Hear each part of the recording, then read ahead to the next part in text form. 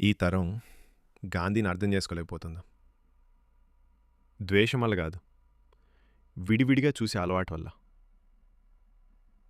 ఒక్క సంఘటన, ఒక్క నిర్ణయం, ఒక్క వాక్యం.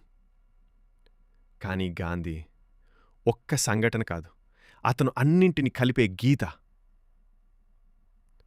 గాంధీ అహింసను ఎంచుకున్నాడు బలహీనత వల్ల కాదు, అతను ఒక నిజాన్ని అర్థం చేసుకున్నాడు. బ్రిటీష్లు భారతదేశాన్ని ఓడించలేదు, విభజించారు. మతాలుగా, జాతులుగా, భాషలుగా, ప్రాంతాలుగా. గాంధీకి తెలుసు, భారతీయులు ఐక్యంగా ఉంటే ఏ సామ్రాజ్యము గెలవదు. హింస చీల్చుతుంది, అహింస కలుపుతుంది. హింస ఒక వర్గానికి హీరోనిస్తుంది, అహింస ఒక దేశానికి మార్గాన్నిస్తుంది.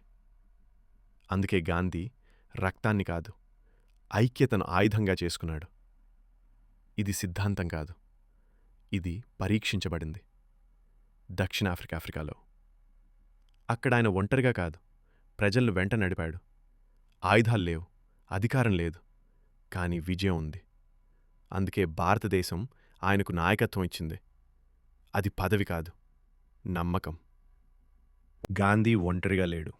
సుభాష్ చంద్రబోస్, భగత్ సింగ్, సర్దార్ పటేల్, జవహర్లాల్ నెహ్రూ. వాళ్ళ మార్గాలు వేరు, వాళ్ళ పద్ధతులు వేరు.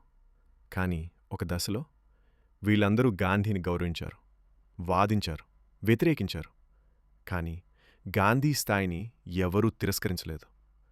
భారతదేశం తర్వాత ఎన్నో దేశాలు స్వాతంత్రం పొందాయి, కానీ స్వేచ్ఛ నిలబడలేదు. సైనిక పాలన, నియంతలు, భయంతో నడిచే ప్రభుత్వాలు.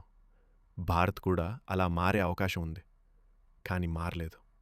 ఎందుకంటే ఈ దేశం విప్లవాన్ని కాదు, నిరసనను నేర్చుకుంది. రక్తపాతాన్ని కాదు, ఉపవాసాన్ని. అస్త్రాలను కాదు, సత్యాన్ని.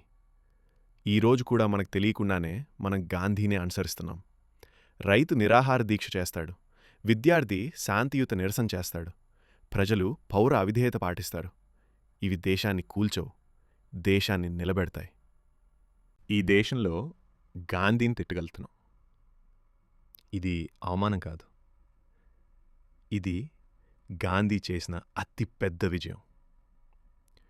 ఇతర దేశాల్లో దేశాన్ని తిట్టితే నీ అంతమే. ఇక్కడ గాంధీని తిట్టినా నీకు స్వేచ్ఛ ఉంది. అది భయం వల్ల కాదు, విలువల వల్ల. మరో గాంధీ కావాలా అని అడుగుతారు. కాదు, మరో గాంధీ అవసరం లేదు. ఒక గాంధీ సృష్టించిన ప్రభావం ఏ నియంత జీవితకాల ప్రభావానికంటే ఎక్కువ. నియంత భయంతో తల వంచిస్తాడు. గాంధీ నైతికతతో దేశాలనే వంచాడు. క్రికెట్ ఉదాహరణ కావాలంటే, అందరూ అవుట్ అవుతున్నప్పుడు ఇతర వైపు పాకిస్తాన్ టీం ఎదురుగా ఒక్కడే నిలబడ్డాడు. ఆయన కోహ్లీ, ఆయన సచిన్. ఒక్కడే నిలబడి మ్యాచ్ గెలిపించినవాడు. ఢిల్లీ G20 సదస్సు గుర్తుందా? 20 దేశాల నాయకులు, ఒకే వేదిక. అక్కడ గాంధీ. అది అలంకారం కాదు, అంగీకారం. ఈ ప్రపంచం ఇప్పటికీ ఆ మనిషి ముందు తల వంచుతుందని. గాంధీని తిట్టేవాళ్లు ఒక్కసారి ఆలోచించాలి.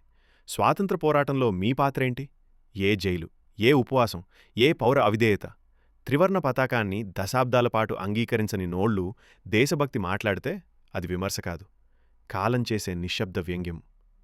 ఒక గోలీ చంపింది, కానీ ఆ గోలీ ఈ దేశం నడిచే మార్గాన్ని మార్చలేకపోయింది. ఎందుకంటే గాంధీ వ్యక్తి కాదు, ఒక ఐక్యత, ఒక మార్గం, ఒక నాగరికత. ఈ దేశం ఇప్పటికీ నిలబడితే అది గాంధీ నిలబడ్డందుకే. జై హింద్.